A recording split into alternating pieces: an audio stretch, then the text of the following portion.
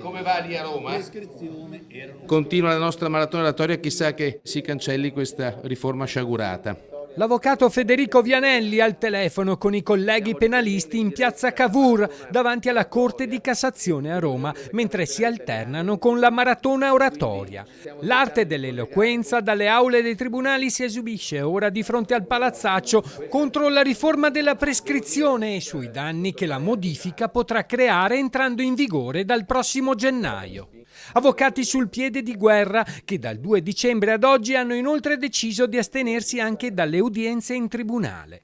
Contrari alla riforma, sostengono, perché la prescrizione in Italia è uno strumento necessario proprio per difendere gli imputati dall'eccessiva lunghezza dei processi e delle indagini.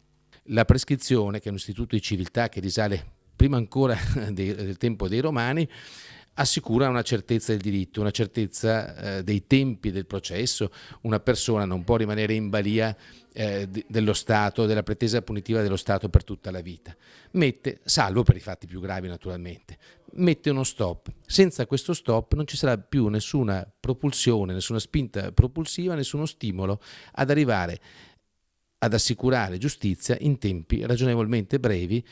L'obiezione più forte è che la prescrizione verrebbe annullata anche per gli imputati che venissero assolti in primo grado, mettendoli a rischio poi di attendere anni prima di un giudizio definitivo senza poter neanche contare sulla prescrizione. Per gli avvocati si rischia in questo modo un processo senza fine, dove a rimetterci saranno non solo gli imputati ma anche le persone offese, i danneggiati, tutti i protagonisti del processo del quale si saprà forse l'inizio ma non la fine. Cambierà molto e in peggio. Il processo penale in sé rappresenta una pena e il cittadino che si trova sottoposto alle tenaglie del processo penale si troverà sottoposto a una pena sine die a questo punto, cioè senza termine. E quindi chi ha subito un torto, chi ha subito un danno, non avrà una pronuncia a suo favore.